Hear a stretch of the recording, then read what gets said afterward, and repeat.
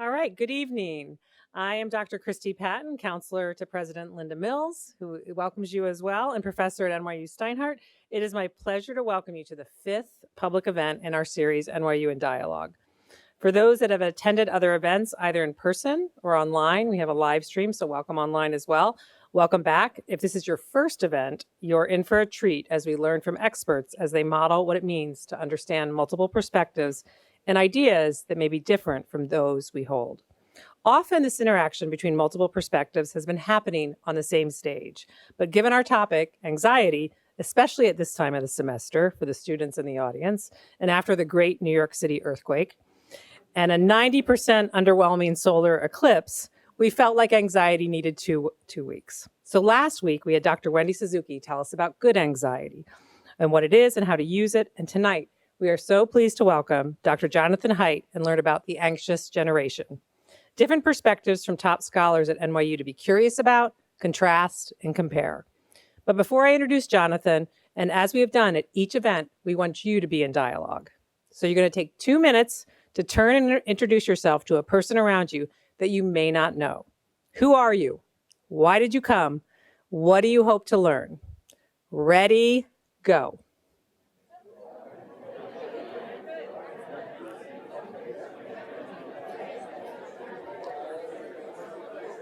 Wow, some of you, it looks like could keep talking, and I feel bad that I interrupted you, but thank you for being in dialogue. But we have a wonderful speaker, wonderful student panelists that we want to get to this evening. So you have time afterwards to continue talking and everything, but let me go ahead and do one housekeeping. You have index cards on your chair, and you should have index cards and a pen.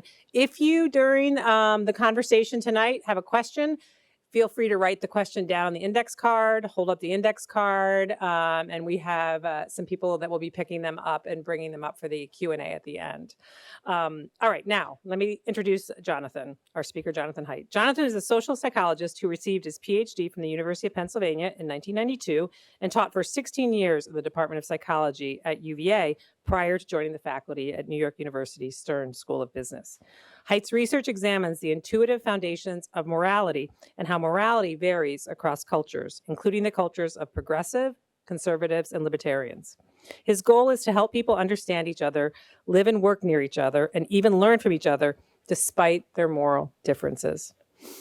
Haidt is the author of The Happiness Hypothesis, Finding Modern Truth in Ancient Wisdom, and of the New York Times bestsellers, The Righteous Mind, Why Good People Are Divided by Politics and Religion, and The Coddling of the American Mind, How Good Intentions and Bad Ideas Are Setting Up a Generation for Failure. In 2019, he was inducted into the American Academy of Arts and Sciences and was chosen by Prospect Magazine as one of the world's top 50 thinkers. Since 2018, he has been studying the contributions of social media to the decline of teen mental health and the rise of political dysfunction. And we are lucky tonight to hear the results of all that studying as he discusses the anxious generation, how the great rewiring of childhood is causing an epidemic of mental illness.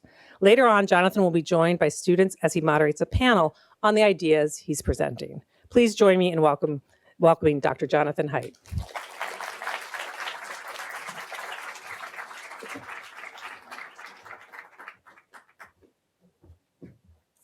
Okay, well, thank you so much, Christy, and President Mills for coming to the talk, first of all, and really leading us into this issue it's hitting American campuses everywhere, the difficulty of talking. It's been rising for many years, and it's particularly difficult now. So thank you for your leadership on this topic. So what I'd like to do, I'll just make a few sort of opening remarks about, like, why this event, like, what are we doing here? Then I'll give you about a 10 or 15 minute 10-minute overview of the book that many of you got, and then that will lead into a discussion with two students in the flourishing course, the undergraduate flourishing course, and that's what we'll be discussing here. So I've been teaching. I was a professor of psychology at the University of Virginia. I came for a year to Stern when The Righteous Mind came out, my previous book. I had no intention of staying. I didn't think I'd be interested in business. It was just a place to be for a year when my book was coming out to be in New York City. But it turned out that at Stern, they really liked me and I really liked them. And I found that business is actually incredibly interesting from an analytical point of view, from a sociological point of view. And I began studying morality, business ethics, and corporate culture. And along the way, I developed a course called Work, Wisdom, and Happiness for MBA students. I taught a flourishing course to undergrads when I was at UVA. And so it was just a 6-week course. It was very compressed, and it was just skills to have a happier career. So this is around 2014, 2015, this starts. Well, by 2016, 2017, it's becoming clear that a lot of our students are depressed, the undergrads. And in 2019, at a faculty meeting, I offered to take my grad course and make it an undergrad course and expand it and really be able to make it more personal and focused on helping undergrads to flourish, given what I was writing in the Coddling the American Mind. And then COVID came, that interrupted everything. And during COVID, or the later part of COVID, I decided to actually write a whole book on this. And so I started writing this book. It actually started off as a book about what social media is doing to democracy. I had an Atlantic article called Why the Past 10 Years of American Life Have Been, Extremely Stupid, I think was the title, something like that. And I started the book off with just what happened to Gen Z when they moved their social lives onto social media. But once it became clear how serious this issue was and that it was international, that's what blew me away. It wasn't just us. That's when I decided, wait, I have to focus on this. I have to write a whole book on it. So I started writing the book about 2 years ago. Then finally I got the chance to teach the flourishing course. And the first semester of it was a year ago, was while I was finishing things up. And so there's a little bit of the course in the book. And then we turned in the manuscript, and then I taught a second semester of it last fall. And by the time we were done with that, I was thinking like, oh man, I really blew it by not having a chapter in the book for Gen Z. Like I have, here's what here's what parents can do. Here's what teachers and educators can do. Here's what legislators can do. Here's what the companies can do. And I thought about having a chapter on like, here's what young people can do. Here's how they can be a part of the solution. And it was in part that I felt like what I'd sketched out was sort of like, old man giving trite advice. So it just didn't, I scrapped it. I said, I'm not ready to write this. And so one of my thoughts was that tonight we'll try to kind of write that. We have two students who are in the class who learned a lot and made big changes in their own lives. So that's one thing we'll talk about is lessons. I'll give you the overview of what's happened, and then we'll talk about solutions, what the students learned in the class, and I'll ask them for advice to you, and I'd welcome your advice. We can talk about that at the end.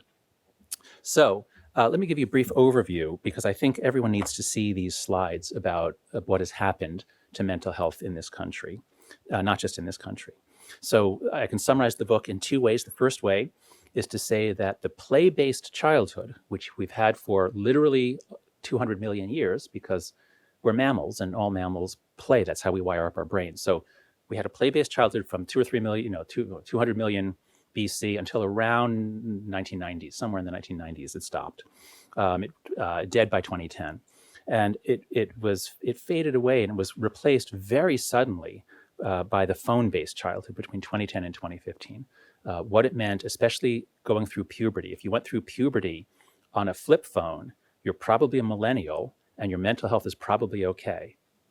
If you went through puberty on a smartphone with a front-facing camera and Instagram and social media and 5 hours a day of social media, 9 hours a day of screen time, you are at much, much higher risk of being anxious and depressed, and you're probably Gen Z. So that's the big picture of what I think has happened. Another way to say this, and this is more for the parents in the room, is that we have overprotected our children in the real world, and we have underprotected them online. And both were mistakes. We have to reverse both of them. Now, let me show you what happened. So this is data from, UCLA collects all the data from mental health services at all the universities, a representative sample. And what we see is that when the millennials, up through 2012, all the students were millennials, these were their rates of various disorders. And the big thing that changes after 2012, when Gen Z comes in, is psychological disorders. That's the big psychological difference between millennials and Gen Z, is that Gen Z is much more anxious and depressed, or rather psychological disorders, but it's not all psychological disorders. What you'll see here in all the graphs I'll show you now And these graphs were made, by the way, by Zach Rausch, my research assistant and partner and thought partner, and so actually we can bring him in on the discussion too, because he's the world's expert on the global trends and a lot of other things.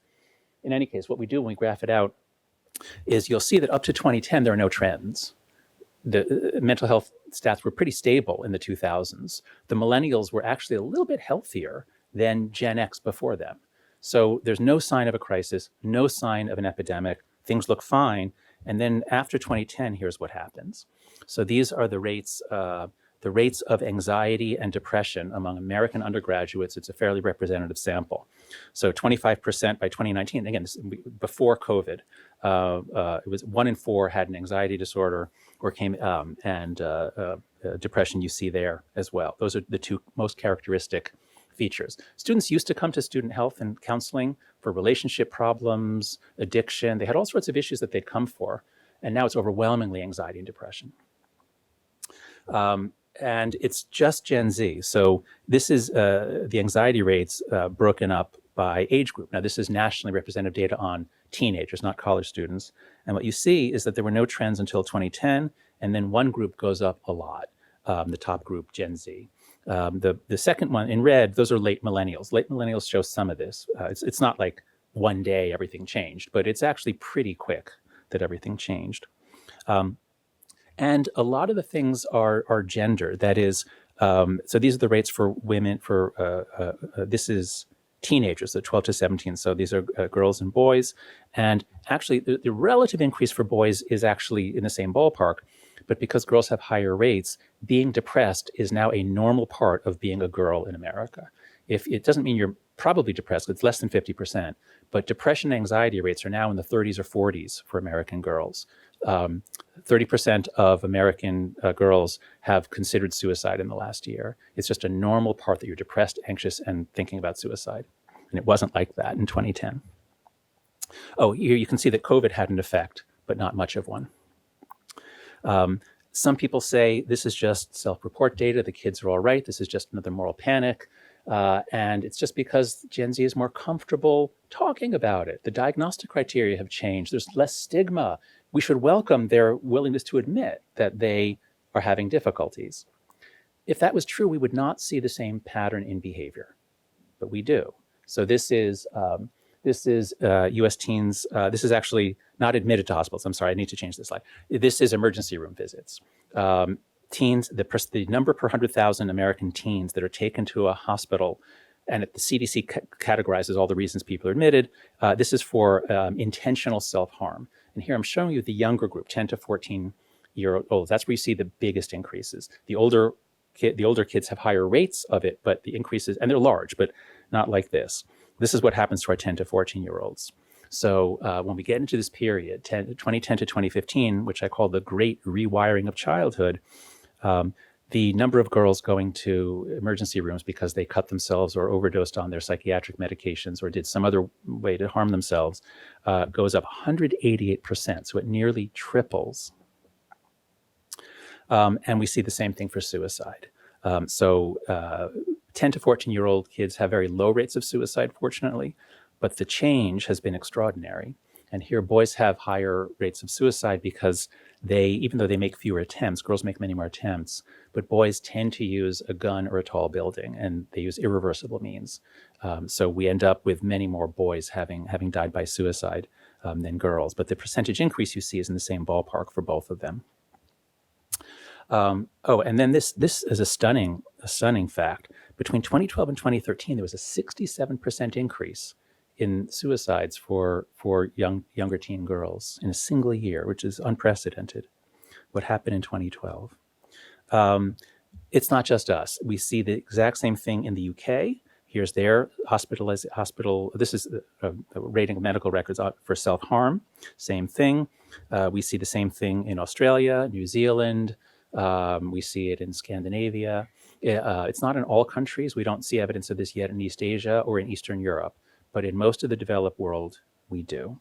And it all starts in the early 2010s. Now, why?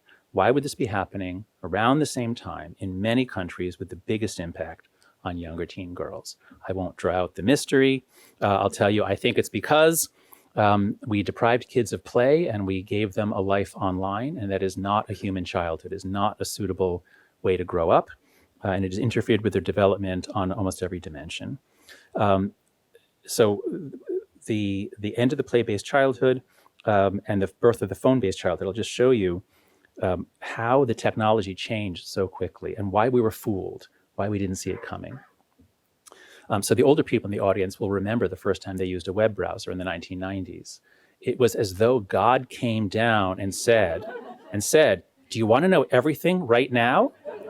And, we grew up having, well, yeah, I'll drive to the library and I've got my library card and they have not everything, but they have a lot of stuff at the library. Like, no, how about all the information in the world now with no effort for free? Like, sound good to you? Yes, it was amazing, absolutely amazing. And so the personal computer began to come in the 80s. You can see the curve of American households that had various technologies. So the PC comes in, but once we get dial-up internet, now it's much more useful. So by the year 2000, most American families had a PC and they had a modem, a slow internet. And it was amazing. And the millennials grew up with this. And for them, it was amazing. And they were on, I don't even know what, AOL, chat, messenger or something, whatever. They had their things that they were doing. And we were all like, okay, they're using computers, like they'll be very computer savvy. And boy, they can build computers. And they're like, wow, this is amazing. So we all thought, this is the way of the future. The kids are getting so smart. What technological marvels will they think of next? And that generation, the millennials, boy, did they think of technological marvels. They invented Facebook and the Silicon Valley Revolution. So that's the first wave, and it was fantastic. And teen mental health doesn't get worse. It gets actually a little bit better. And democracy gets better and better. Maybe it was just a coincidence. The fall of the Berlin Wall is 1989, but we thought the internet is going to be the greatest friend of democracy and the slayer of tyrants and tyranny. And then we go on in this period, and we get the next wave, which is first social media around 2003 with Friendster and MySpace and then Facebook. And it's amazing. Like, you can connect to everyone for free, keep up with your friends, post videos. It seems great. And then, oh, wow, a smartphone. And you can begin to do this on your smartphone. And that technology also was like the gods coming down and saying, think of all the appliances you would have paid a lot of money for in the 70s and 80s. How about you get them all on the phone just as an app, and that's all you need? Like, again, it was incredible. And so we were still all optimistic. And then the Arab Spring happens, and that just proves that this technology is going to change the world for the better. And it's going to wipe out authoritarian regimes. It's going to be the flowering of democracy. So because we were all so optimistic about this, we didn't really notice that our kids were now spending almost all of their available time looking at their screens. In 2010, you couldn't do that. In 2010, teenagers had flip phones, didn't have high-speed internet, they had slow internet. So they would use their phones to connect and say, let's meet up at the mall or whatever. But you couldn't spend 8 or 9 hours a day on your flip phone. But by 2015, everyone has a smartphone, Instagram account, high-speed data, unlimited texting, all that stuff. Now you can spend every waking hour, every waking minute. You can, and some young people do. So that, I believe, is what has happened. I call it the great rewiring of childhood.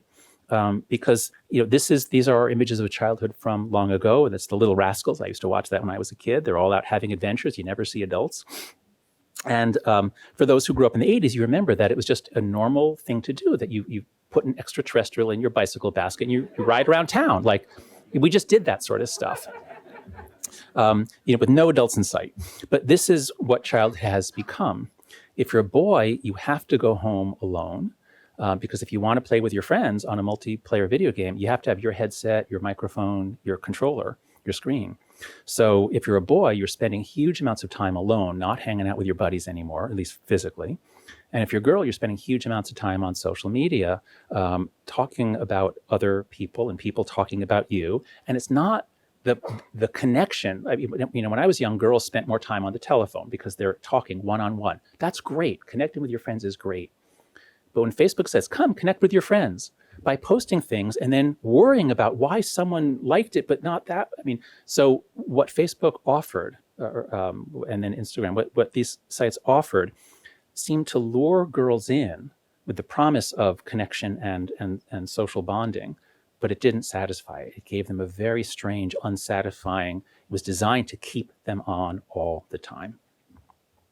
So I won't go into this in detail. Many of you have the book. In fact, I won't even read this. There's so many, what we cover in the book, there's so many avenues of harm. There's so many ways that the phone-based childhood hurts young people, and some of them apply to adults too. So these are 5 foundational harms that affect everybody, boys and girls alike. We have a whole chapter on additional harms to girls. This is why the link, using social media, being a heavy user of social media makes you 3 times as likely to be depressed or anxious as if you're a light user for girls. For boys, it's only twice as likely. The links are always stronger for girls between social media and bad mental health, and these are some of the reasons.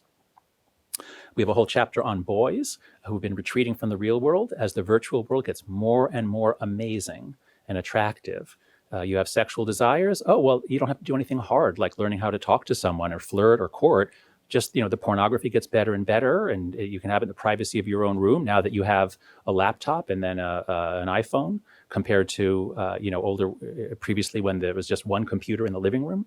So boys are able to retreat into a world of video games and pornography in which they don't have to do anything that's difficult or that would actually prepare them to build skills to become men in the real world.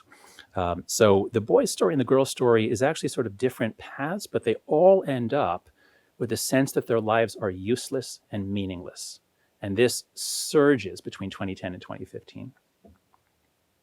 So what I propose in the book is that because the reason we're all doing this is because everyone else is. The reason why so many parents are giving their 6th graders smartphones is because your kid comes home and says, Mom, everyone else has an iPhone. I'm left out. I have to have this. Otherwise, my social life is dead. And so it's a social dilemma, a social trap. And what I'm proposing is the way out of this is that we act together. Collective action traps can be solved collectively. And so here are 4 norms that we can do. They're actually easy if we do them together. No smartphones before high school. As with the millennials, let them go through early puberty on a flip phone or a phone watch. No social media before 16. I'd prefer that it was 18 for health reasons, but the point here is to have minimum norms that we could actually all do, or by all, even if 70% of us do it, that's largely solving the problem. Phone-free schools, this is a must, and this is happening. You can use a phone to get to school, but then you lock it up in a phone locker or yonder pouch so that in between classes, everyone's not on their phone. It's so quiet now in schools in between classes. Everyone's on their phone. Lunch is quiet because people are on their phone, at least quieter than it used to be. That has to change. And finally, much more childhood independence and free play. So these are the norms that I think will help. And these are really pitched to adults. This is what the adults can do, the parents and the teachers. This is what we can do to change the environment, to roll back the phone-based childhood. Now, so to return to the course now. So that's my argument. And I'm going to ask both my students and other Gen Z. Actually, let me ask right now. So raise your hand if you were born in 1996 or later. Raise your hand high. Okay, so you're Gen Z. So just those of you who just raised your hand. So overall, I've told a story about your generation is lost, your generation's having these big troubles. Do you think that, just Gen Z, and I welcome and I want you to tell me if I'm wrong. Do you think that the story I told is largely right, or do you think it's wrong in substantial ways? Raise your hand if you think it's largely right. Just Gen Z people, raise your hand. Okay, and Gen Z who think that it's wrong in substantial ways, please raise your hand. Okay, this is what I always find. Gen Z is not in denial. Gen Z sees the problems. And then you say, well, why don't you quit? I can't because everyone else is on it. That's the reason. So just to make the transition, this is just the very beginning of the syllabus. In fact, the syllabus, I find myself sending it to people because a lot of young people write to me and say, what can I do? And I'm swamped with email these days from the book. So I say, well, here, look at the syllabus. Just read the books on the syllabus. And this is publicly available. It's just a Google Doc. The syllabus is just a Google Doc, but I will link to it. It's not yet there. Anxiousgeneration.com is the website for the book, and I will have a link to it there. I should have put the readings up here too. In any case, this is the course that Raj and Anita took. And let's see. I don't have anything else from the course. We'll be talking about it. So yeah, let's make the transition to close up here. My argument is that the play-based childhood faded out gradually and it was replaced very suddenly by a phone-based childhood. We've overprotected our children in the real world. We've underprotected them online. So let's talk. Come on up, Raj and Anita. Thank you.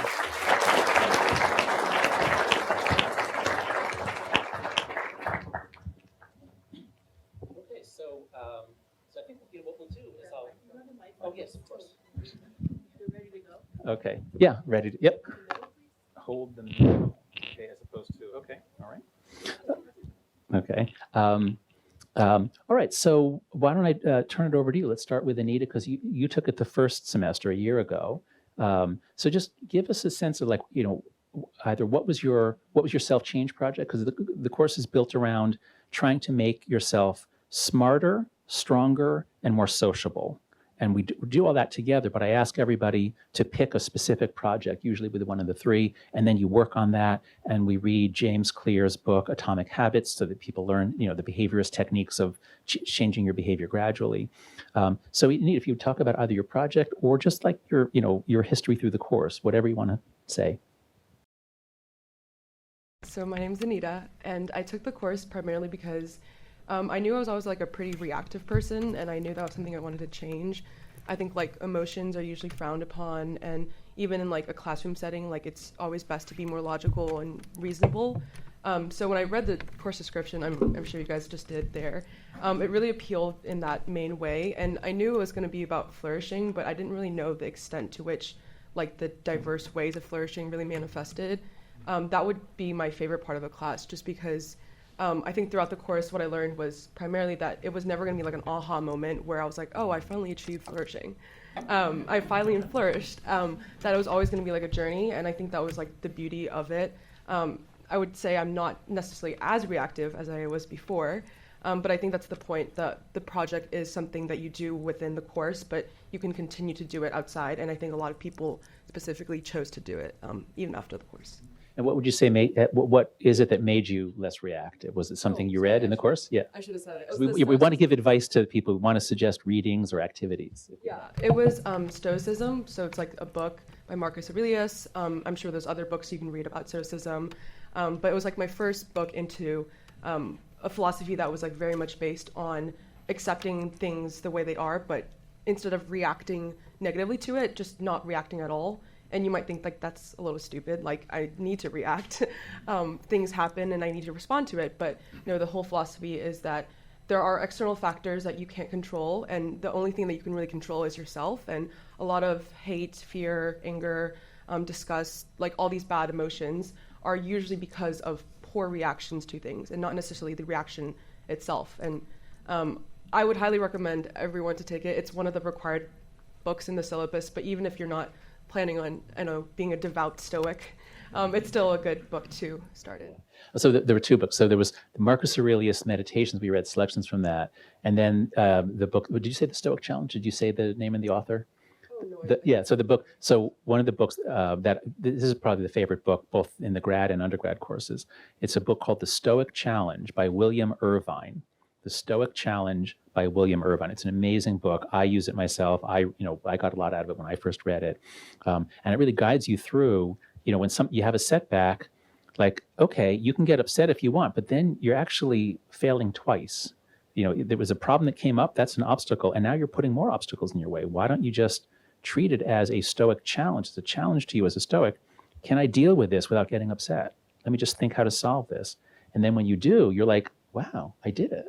So, okay, thank you, Anita. Okay, Raj? All right. Hi, I'm Raj. I took flourishing my very first semester of college, and so I really went into it wanting to figure out what I should do with myself these next 4 years. And so I came into it with an open mind, and in regards to the specific project I took, like a typical business student, I was job-oriented or job-focused, and so I was like, I want to learn how to actually look for job opportunities better. And I actually want to know how to apply to these things. And so my habit I was working on was learning more about how to look for job opportunities, how to write a good resume, how to set up interviews, how to talk to mentors and talk to my upperclassmen.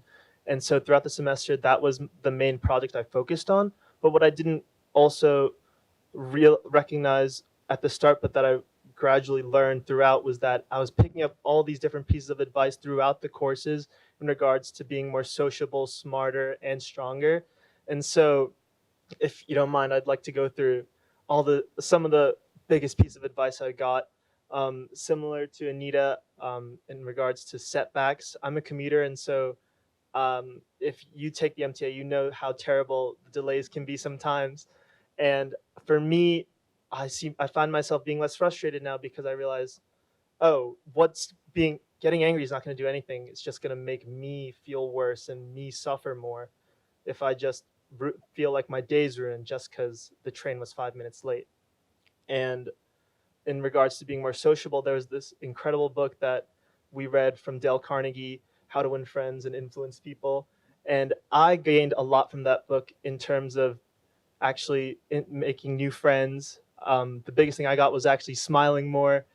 My resting face is definitely not the most agreeable. And so I learned that, you should smile more. People will like you better. And I can legitimately say that taking Professor Haidt's class got me a girlfriend, because she's right there. She's All right.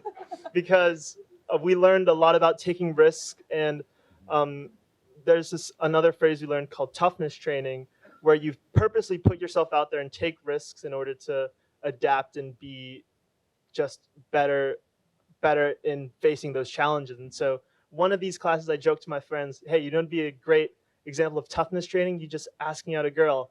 And so I practiced that myself. I saw her at the gym, I asked her out, and we've been dating for 4 months now. I think it's going pretty good. And so definitely it's one of those things where, hey, you should take more of those risks because you never know what's going to happen. And what's the worst that can come from actually putting yourself out there? And on top of that, I think one of the biggest takeaways I got from the class was how what is most meaningful to me in my life. And I learned that what I care about is finding purpose in the work I'm doing, and creating relationships and interacting with people, and also just experiencing awe and beauty around me. And I found that the phone and a phone-based lifestyle detracted from all of that for me. So in regards to interacting with people, obviously, if you have your phone on, you're less likely to actually speak to people. I found that in classes, it's so easy to, in those little awkward spaces in between classes, at the start of class, at the end of class, go to your phone and scroll, when instead you could actually be introducing yourself to people around you and saying, hey, did you understand that lecture? I didn't get any of it. But, so that for sure in regards to socially interacting with people and creating genuine relationships. In regards to finding purpose in my work, I found that I thrive off the fact that all the work I'm putting in college is going towards my future. And through that framing, I realized that, I should give 110% of myself in the classroom and doing my work. And because that, taking out my phone when I'm stuck in class or bored and scrolling instead of paying attention, that directly harms my future. And so I found that framing it that way made me more alert and more focused in class, and also made me appreciate and feel more grateful for the opportunities I have at NYU. And finally, in regards to awe and beauty in life, I found that before I'd used to have my phone everywhere. As a commuter, I'm walking all the time. I'm spending 2 hours of my day back and forth from Manhattan and the Bronx. Sometimes I go to Brooklyn for some classes on that campus, and I would find myself walking with my phone in my face, or I used to. Now I can actually walk around, appreciate the weather, see the city. The city is so beautiful. I walked from Astor Place down to the campus, and I'm just like, wow, it's so open, and you can see the buildings. And also, I'm from the Bronx, and the Bronx has so many beautiful parks. And I'm a runner, and I love to just run around the park, sit by the river, just chill and look at the sky and the sunset. And I think the biggest thing I got from the class was finding that meaning in my life and recognizing what makes me happy. And the use of my phone directly detrimented that. Wow. Thank you, Raj. That was a wonderful narration. Um, so when I was walking over here tonight, just the 2 blocks from Stern, the park is bursting out in blooms. I mean, the trees and the flowers in the park are gorgeous. And exactly 1 year ago, so the week that we did the All Walk in Anita's class, it was this weekend. It was unusually warm. It was an incredible day. Raj, I think your year there was like rain most of that week, unfortunately. Yeah, but Anita, just remind me, did you have a good All Walk? I can't remember. Just say what the assignment was, and then whether what your experience was. Yeah, so the All Walk is like exactly what it sounds like. You walk and you try to appreciate as much awe as you can, without your phone, obviously. So I completely left my phone at home. I didn't go to Wash. I went to the Hudson Pier, and I don't usually go because I think that's where all like the finance people are, and I try to avoid that that's the point. I try to avoid it in my off time. But I went there, and it's just like, I don't know, I'm from Washington State, so there's already a lot of nature. It wasn't like I grew up without nature or anything, but I can't imagine for someone who grew up primarily like with a phone in their face, how that must have felt, because it really just reconnected me back to, like, I would literally climb trees growing up. So that sense of childhood and like just reconnected with nature, because there's so much awe in the things that you see, do. And the other assignment was we had to take a picture. My picture was terrible. I'm not a photographer for those reasons. But everyone's picture was so beautiful, and you could just tell that when they submitted it, there was a reason why they found it beautiful. And it doesn't have to be like an actually aesthetic picture. It was just in that moment you felt awe about something and you were able to capture it. So in some regard, we still had to use a phone to capture the picture. But beyond that, like, I didn't even think about my phone when I like really got into that state of enjoying the situation I was in the environment. Yeah, so to be clear, the assignment was to do 2 things, because we had a week on awe and beauty. And so one was the awe walk. And for your year, I didn't make it explicit that you shouldn't take your phone. So that's great that you did, because people in your year, they almost all took their phones with them. Yeah. And so for Raj's year, I specifically said, don't, if you can possibly leave your phone home, please do. And a number of people said they were really anxious at first, but then like they discovered they actually can exist without a phone in their pocket. And it was kind of thrilling. Raj, do you have anything to add on the all walk? Or then just the photograph that was supposed to be a separate assignment was like, then also just notice beauty. It can be any small thing. It doesn't have to be a big anything, so just notice things. What was yours? Yeah, my all walk, I'm from the Bronx, and it was pouring rain that day. Only thing I brought with me was an umbrella, and I found myself, despite the rain, recognizing that there's beauty in that as well, and the trees and the wind rustling. And I love that all walk so much that I do all walks every day now, basically, in my commutes. My phone's always in my backpack. I never have my phone in my pocket. I'm walking to and from classes. I'm commuting from the Bronx to walking to the train station. I don't have my phone on me. And I'm a runner, and so I also do this thing called all runs. I just don't bring my phone with me. I just run, and it's just so freeing. And I think especially with anxiety, it's so easy to, when you're anxious and worried, it's so easy to pick up your phone and distract yourself and trying to avoid those thoughts. But when you don't have your phone on you and you're just walking through nature, just the beauty of it all and the vastness of everything around you, and that the feeling of insignificance amidst the birds and the trees and the rivers, like that really helped me, and is something that I recognize that I want to be a part of my life forever, basically. Yeah. And that was all just from one simple assignment, but nested within the course within which you were all doing the things together, and you were all supporting each other. It was wonderful to, like, we talk about it. It was each like cheer each other on. Just want to add a little commentary to this. So my first book, The Happiness Hypothesis, was about ancient wisdom. I surveyed everything I could find from ancient religions and philosophies, including Stoicism, Buddhism, Christianity, Judaism, Islam, and sort of made a list of all the psychological discoveries that the ancients had, and it sort of points you to a way of living.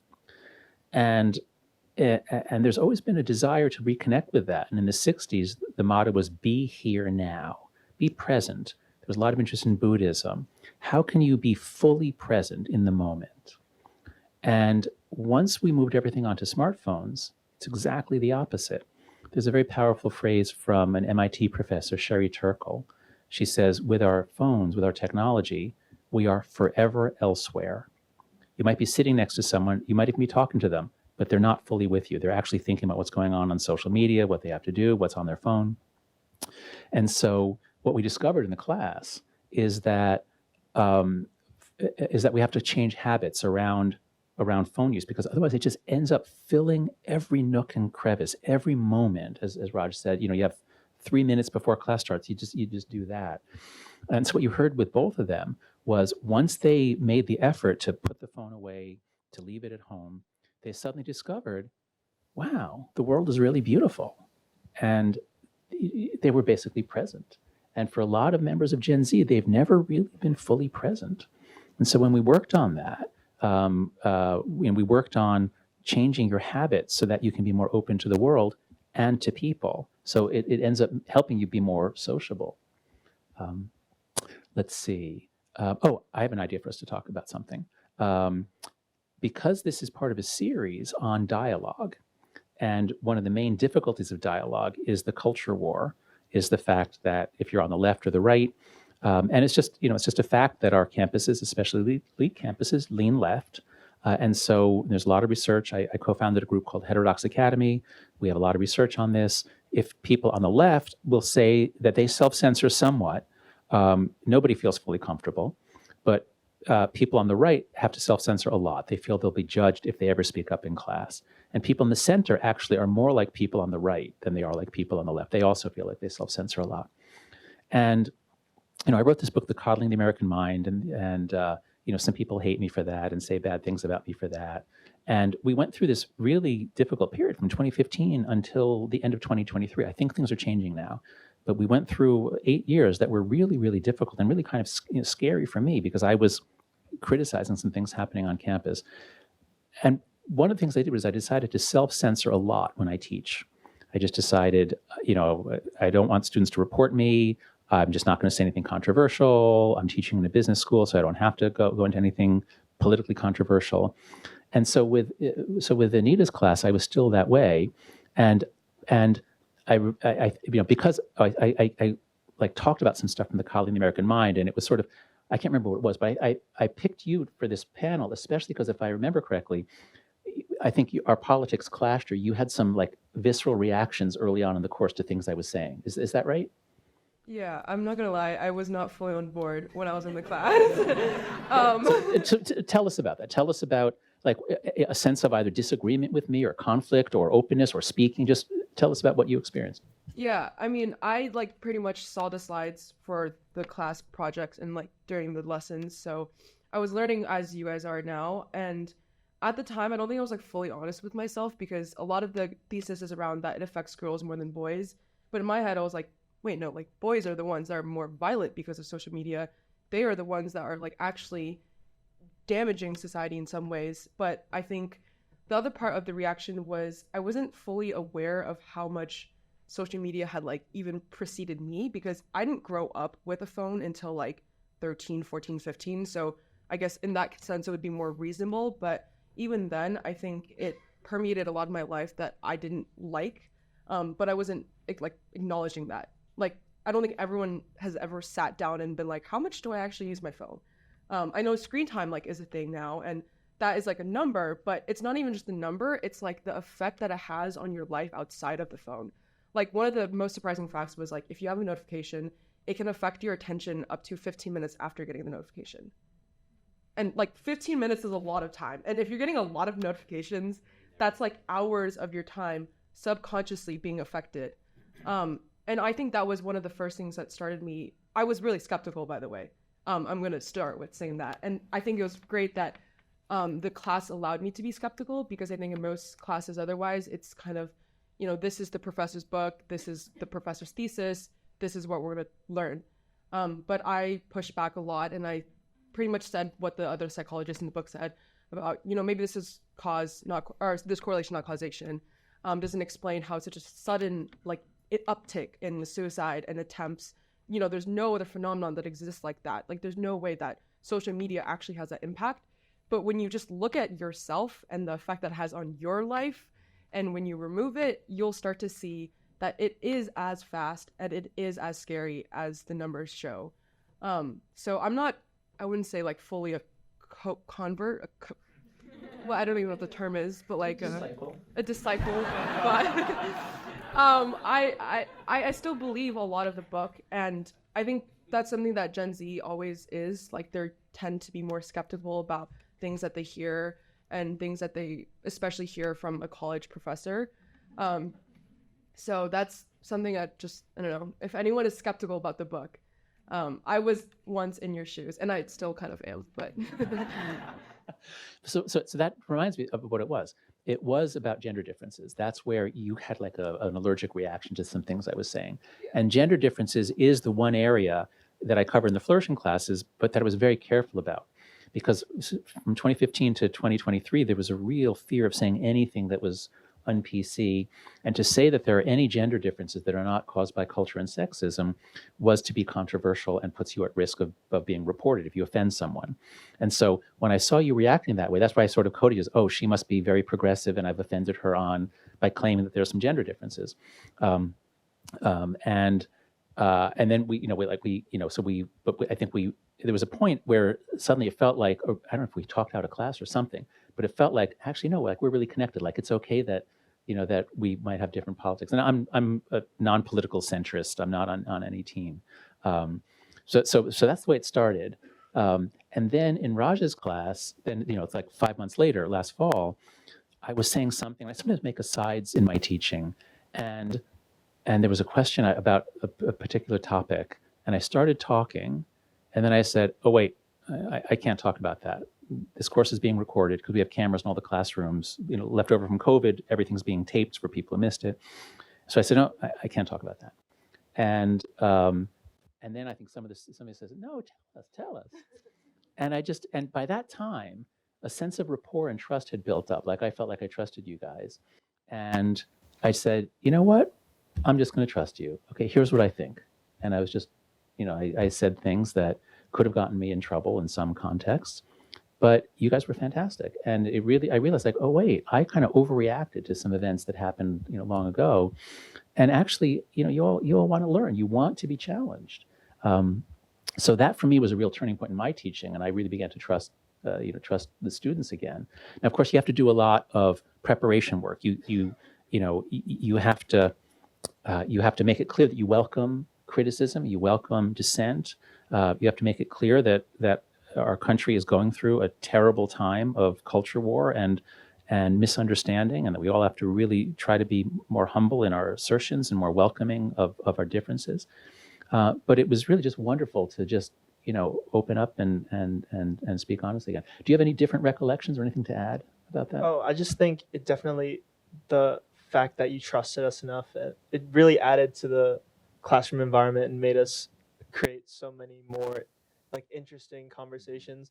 I know we had some really incredibly deep ones, but the one that I'm thinking about right now is like what your stance was on video games for boys. I know there was a lot of discourse in the class for that one, for example. Yeah. I think, should I add on about the Perspectives program?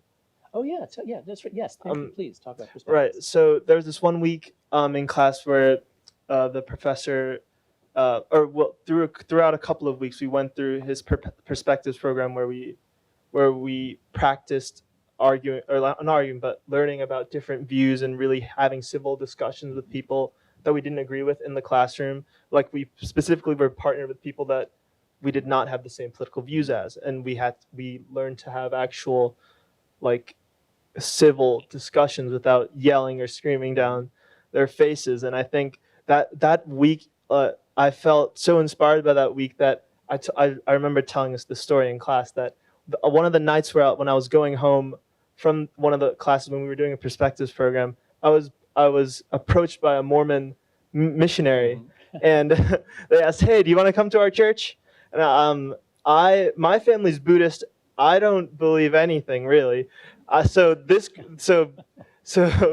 Mormon missionary is from a group of people that I know absolutely nothing about. But I was like in that discover mode, coming from that perspective. I was like, you know what? Sure. And so that Saturday morning, I walked 20 minutes down to the local Mormon church in my neighborhood, and I spent a good 2 or 3 hours really talking to this group of people I knew nothing about, and I didn't have the same views as them on a lot of stuff, and I didn't agree with them, but I learned to really listen to what they were saying and be civil, and I found that, oh wow, we can, like, this is a really fun conversation we're having, and I think they also appreciated that I was there, open and willing to actually hear what they're saying as opposed to really arguing with them. I think I learned a lot of that. I think it was such a valuable experience because I learned so much about a group of people that I'd never really been exposed to. And that came directly from the Perspectives program that you introduced to us. That's I've forgotten that story. That's a fantastic story. I'll just add a little bit of detail here. So after the 2016 election, when it was clear that our country was incredibly divided and we did not understand each other, a woman who was working for me at Heterodox Academy, Caroline Mell, she and I had the idea that we would take some of the ideas from the Righteous Mind and turn it into a kind of a gamified, like a course online. It's not just reading, and and we would teach about confirmation bias and moral foundations theory and what does the left believe and what does the right believe and what do libertarians believe. So we developed this course. And this was all developed here at NYU in Stern. Stern has been incredibly generous to me. It's really let me do whatever. It's given me free reign to pursue whatever I think is important. So I'm very grateful to Stern and to NYU for that.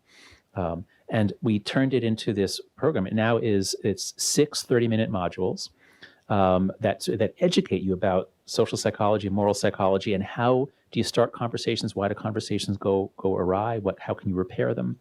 And in between the modules, in between every pair of modules, you actually have an exercise that you do in class. The students do in class, face-to-face, in small groups. So that's what Raj is talking about. Anita's year, I just had a little exposure. We didn't do the full thing Anita's year, but we're going to do that from now on. And I'm really thrilled to announce this was the Open Mind. It was originally called Open Mind.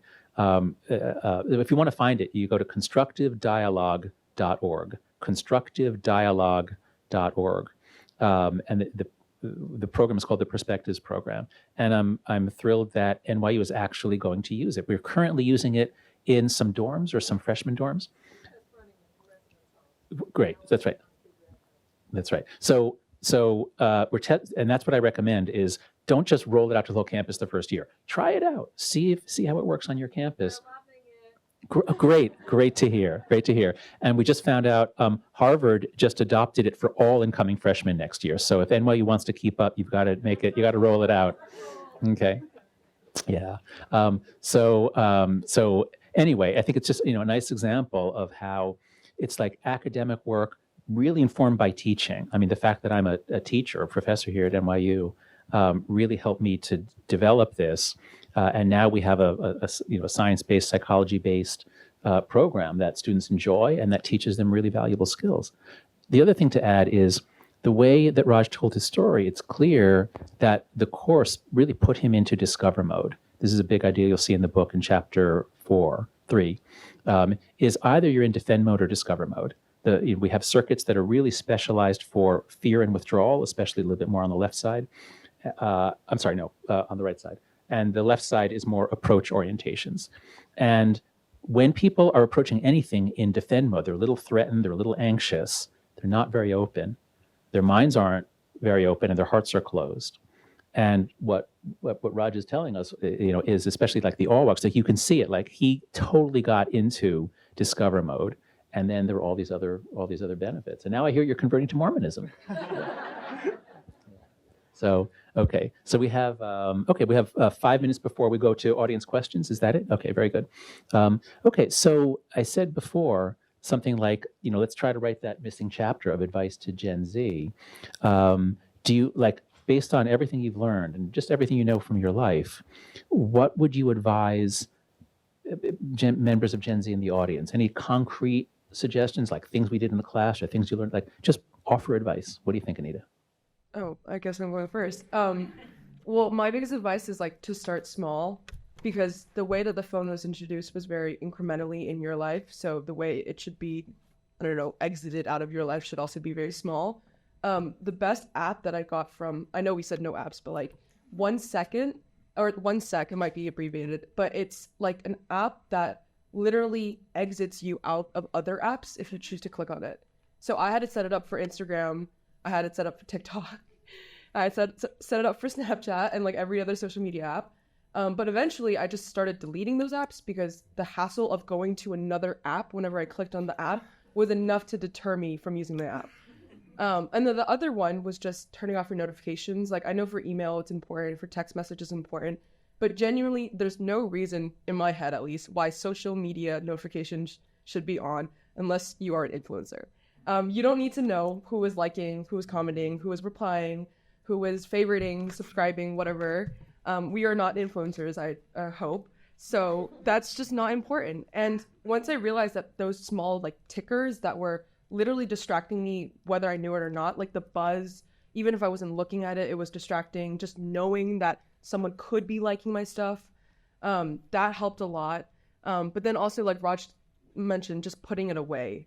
I know from James Clear, there's like 4 principles of like making it clear, making it satisfying, making it consistent, easy. You can do the same with your phone, I promise.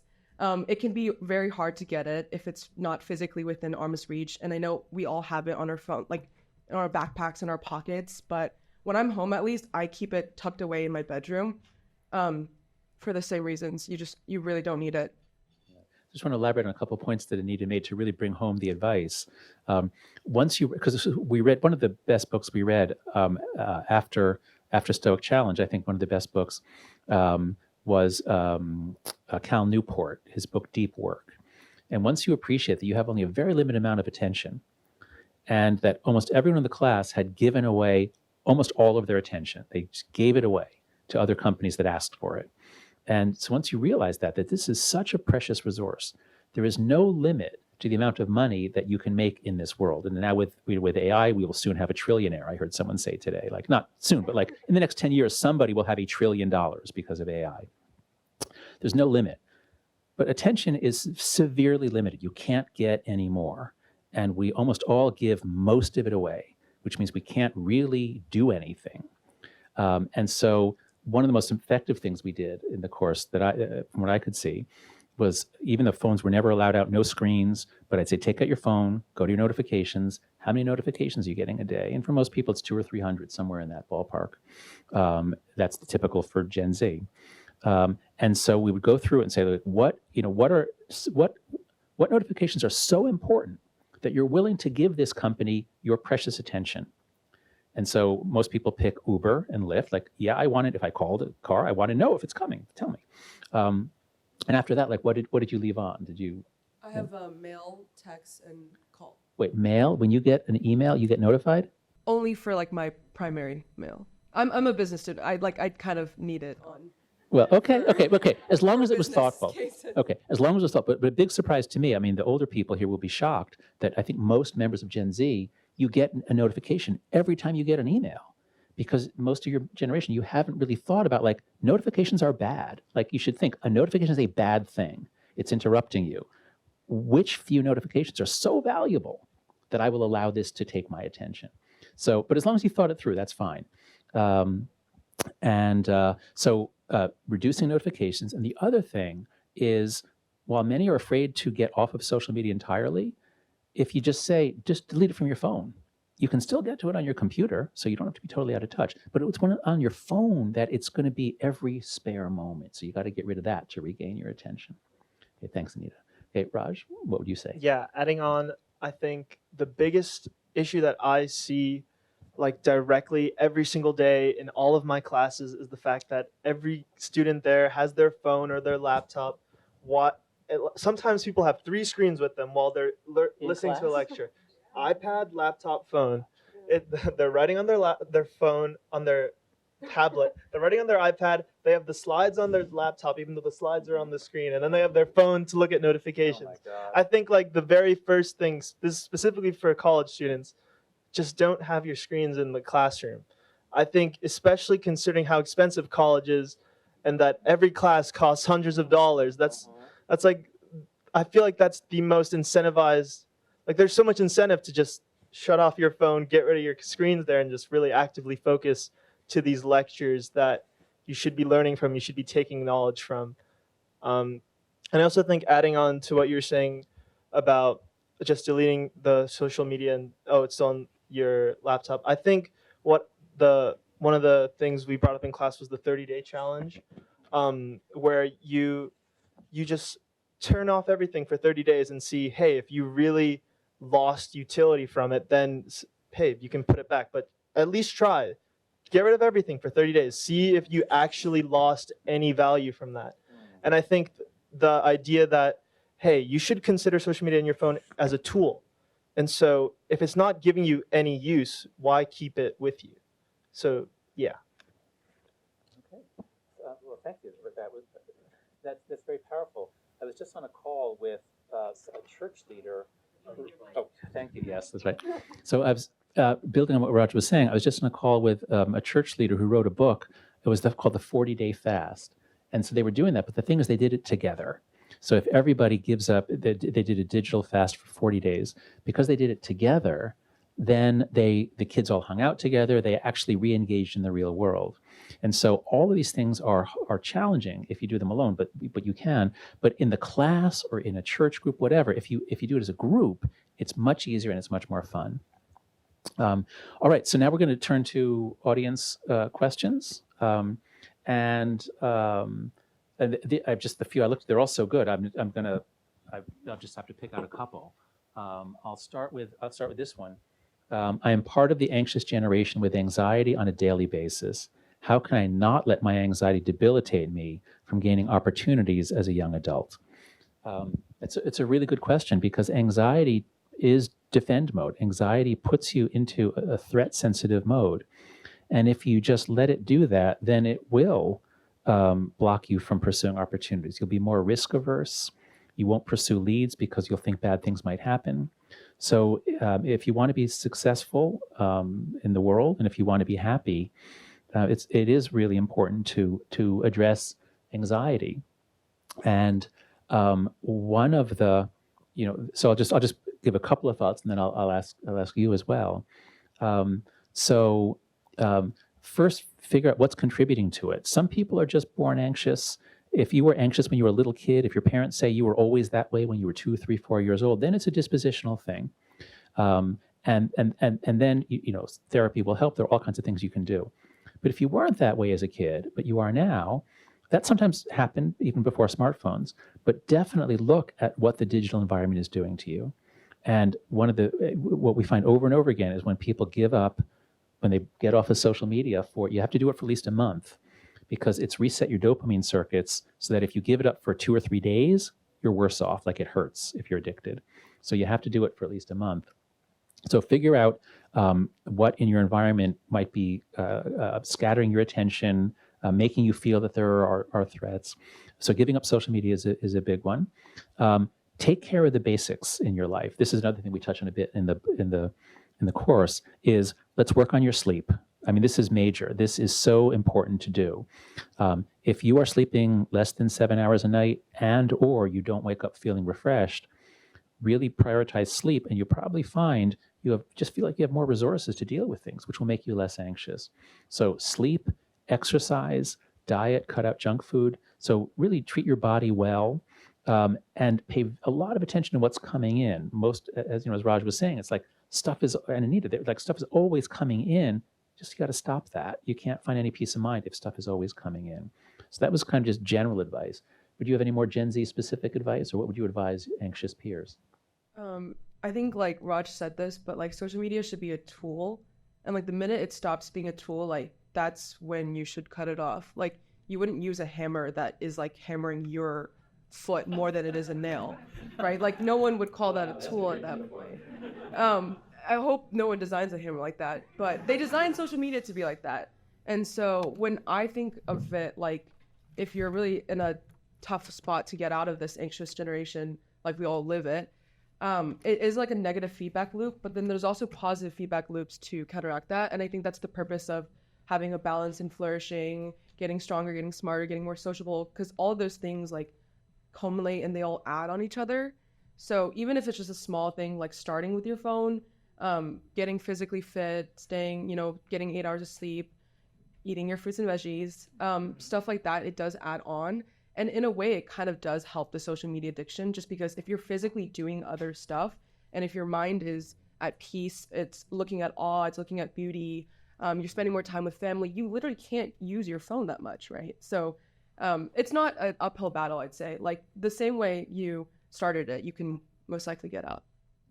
Right. Just to add on, I think for me personally, the biggest issue I would have is, oh, I'm so stressed, I'm so anxious, I have so much work.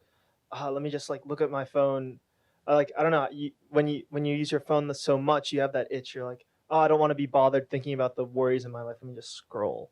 But I think for me, I'm a big fan of awe, and actually just I think taking walks out in nature is something that's affected me has benefited me so much, as opposed to ignoring, like blocking out the thoughts just by scrolling on my phone. I'm actually just outside. Like it's so peaceful. I think people should just go outside more and walk more. On top of everything that the professor and Nita has said, I think something to consider is if you're feeling so much anxiety in your life, one other additional aspect you could look into is just taking like 5, 10, 15 minutes in your day to just walk outside and just appreciate the beauty and the quiet, especially the quiet and stillness in life that you can't experience through your phone. Right, beautiful, both of you. Right, here's the next question. How can one effectively start a conversation among parents in their children's school community to help get consensus to keep kids off social media as long as possible? So that was a big challenge until very recently. Maybe you wanted to do it, but it was hard to find other people to do it with. And the point here is it's hard if you do it by yourself, but it's easy if you do it with a group. And I'm always saying, just contact, especially if your kids are in elementary school, contact the parents of a couple of your kids' friends. And if you all agree to follow these norms, and if you're not just taking away the screens from them, you're saying, and we're going to really find ways for you guys to just hang out together and do fun things together without parental supervision. Like I used to take my kids and their friends to Coney Island, and then I would say, I'm just going to sit here. You guys go off. I'm not going to like go with you. Like you're on your own. And they, when they were in, I guess, 8, 9, 10 years, like they loved that. So give them fun. Now, how do you start the conversation? We are at a tipping point right now. In the UK, they went through the tipping point in February. Parents are up in arms. Everyone's fed up. They're linking up. They're meeting up. There are groups starting in the UK to organize parents. So in the UK, it's already now very easy because you realize, wait, we all feel this way. We're all fed up with this. And America's going through it right now. It was already sort of coming. I'm not saying my book caused it, but my book was incredibly well timed, like right at the peak of the wave. Everyone is fed up. So if you reach out to, so whoever asked the question, or any parent here, if you reach out to other parents, they will be receptive now. They wouldn't have known, maybe it would have been different 3 years ago, but now they will be. Everyone's afraid of this. Also, try to get it to go through your school. If the school does phone-free schools and the principal puts out a message urging you to delay smartphones and social media, urging families to delay, that resets the norm. So come to anxiousgeneration.com. We have all kinds of resources for parents, for teachers. We have sample letters you can send, texts you could send to other parents. So it's going to be, my goal is that no parent no family that wants to roll back the phone-based childhood, none of them will be alone. They will have lots and lots of allies and friends to do it with, and then it becomes easy. Okay, next question. So this is an interesting one. So there's a current crisis in which men and women are opting out of romantic relationships. Do you think anxiety and mental health issues contribute to the dating crisis? If yes, in what ways? And in the class, we talk about heterosexual dating. We talk about a little bit about LGBTQ dating, but most of the class is heterosexual, and everyone's very interested in the misunderstandings between men and women and in what dating apps have done. This is more in the MBA class where they're almost all on the apps, but even undergrads, there's some app use. You do, so do you think anxiety and mental health issues contribute to the dating crisis? Absolutely, because if people are in defend mode, they're seeing things more as threats. There was just a really disturbing article in The Atlantic about Korea. Why does Korea have the lowest birth rates in the world? And you can come up with all kinds of sociological explanations, but In part, what they were saying is that what the young women see is men treating women so badly that they just say, "Yeah, I'm opting out of this." And there's a real misunderstanding and hostility between boys and girls, men and women in Korea. We're not quite there, although you find some men's groups, you find some corners, the incel corners where there is hostility to women. So we are headed that way. We have to find ways to cut that off. What do you guys think? Do you have any thoughts either about anxiety, or was there anything that we covered that helped you in your dating life other than like go ask, Yeah. I was gonna say, he didn't really have a trouble, right? Like, he got a girlfriend out of the class, so I don't personally use dating apps, but I know a lot of my friends do, and friends in the class use dating apps. And I remember there was an individual in the class that was actually going through a breakup. So the class material really pertained to that in the sense that, like, this was a relationship, like romantic one, and how to like handle it outside of that. But I think if you were to, like, I don't know, do that fully online, it would just look completely different. Like, I don't even know how you'd begin. Again, I've never gone on, and I wouldn't recommend anyone going on. I don't even know why it's even allowed for people under a certain age, or why there's even, like, now there's like sometimes it's like making friends apps, which are just like disguised as dating apps. I don't know. I can't really speak to it, but I hope Raj can. I mean, I think in our class we talked a lot about like the science behind how dating apps results in this feeling of there are so many options, which is why people, I'm sure you can speak more specifically on that, but I know that the feeling around dating apps was that in our class especially was just, oh, there's so many options that people are less willing to actually choose someone. I don't know, just the whole idea of a dating app is so different to what dating is in real life. And like Anita, I haven't actually used any dating apps myself. I just know that we talked a lot about that. I'm sure you can specify more specifically the actual complexities of how they work. Well, this is a big topic with the MBA students who are mostly on the dating apps. One thing I can say is there is research from even before the social media age that the more options there are, the less likely anyone is to commit, because you can always get a better deal somewhere. And that's why, marriages are often more unstable in big cities where there are lots of options and there's always somebody richer and more exciting or whatever it is. And so, of course, the dating apps take that to a ridiculous extreme where now there's an unlimited number of possible people. You're probably not the best one. I'll go out with you tonight, but, I'll probably find someone better tomorrow. So the irony is the more it makes things easy and gives you quantity, the more it robs you of quality. And this is true across the board in the digital age. So video games allow boys to play these amazing war games. Boys enjoy war games. When I played paintball myself with my buddies at the age of 29, it was incredible. And it was really important that it hurts. Like, you shoot the paintballs and it actually hurts. You really don't want to get shot. It was incredibly thrilling. But on my son plays Fortnite, and you're stabbing people, you're jumping out of planes, you're doing all kinds of amazing things. There's no fear, there's no thrill. It's just entertainment. So over and over again, our digital lives make everything super easy and therefore kind of counterfeit, and we don't grow from them. We don't learn from them. So I think we're just about out of time. I'll just end. I I didn't prepare any sort of ending. I should have. But I'll just give, I guess, maybe just a couple of lessons that I take from having taught the class twice now, and then about eight or 10 times for the MBA students. The course is organized around getting smarter, stronger, and more sociable. You can get smarter. I show them how you can actually raise your IQ by 15 points, or functionally as though you were 15 points smarter. If you just regain control of your own attention, you get smarter as though you had a higher IQ. If you seek out criticism, an amazing thing happens when you're thinking about something and you ask people, tell me why I'm wrong. Tell me why I'm wrong. They will.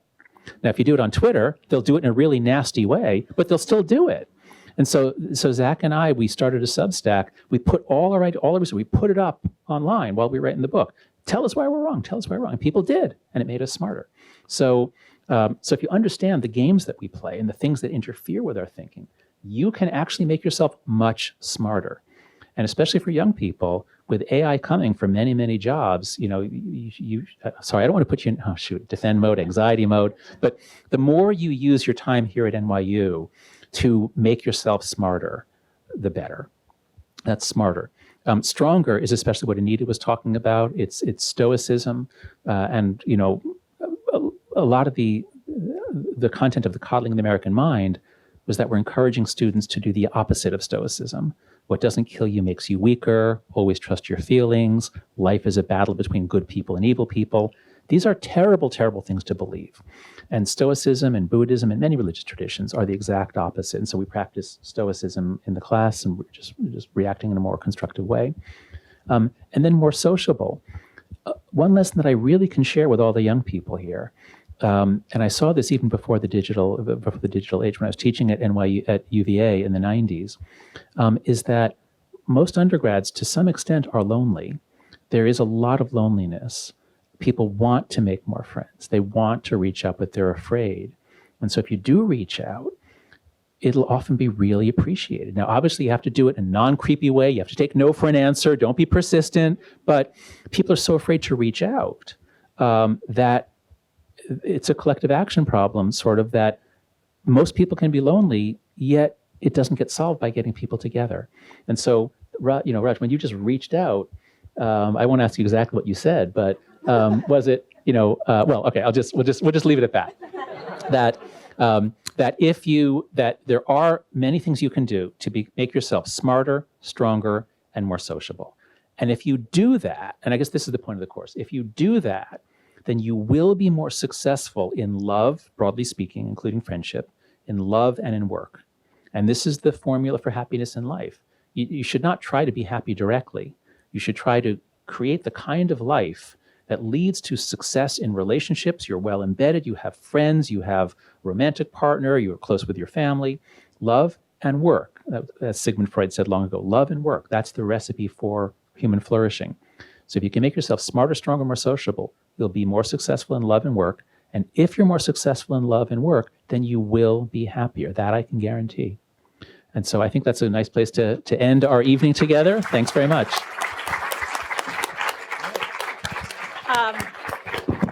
Jonathan, thank you so much. First, join me in thanking Anita and Raj. You both were so willing to share your experience, and you also gave beautiful examples of not being fully on board and listening to a different perspective, or not being fully on board and going to a Mormon's house, and learning what he had to say. And Jonathan, thank you so much for your wisdom. This series has been all about understanding different perspectives, listening to things we may not agree with, building the capacity to listen and learn and connect with other people. And the three of you showed that beautifully. So thank you very much again.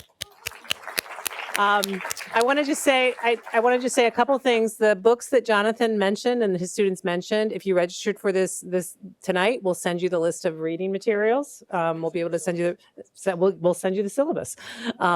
If you registered for tonight, we have 2 more events next week, Tuesday at 11:30 on Zoom. It's our one that is fully online. Monica Guzman will be with us, being interviewed by Dolly Chugg, your colleague at Stern. Monica wrote a book called I Never Thought About It That Way, and it's about courageous conversations in dangerously divided times. And they'll be in dialogue for an hour, Tuesday, 11:30 to 12:30. And then we're going to end the series in Brooklyn, that campus. We're going to end the series in Brooklyn with David Green of Left, Right, Center and interviewing Shankar Vedantam from Hidden Brain. So all the other In Dialogue series we've done have been posted online. So if you missed it and you want to go back and watch some, please do so. And I want to thank again President Mills. Constructive Dialogue was very successful with our RAs and leaders, and we're looking at it for our incoming students. So thank you. And thanks again for coming.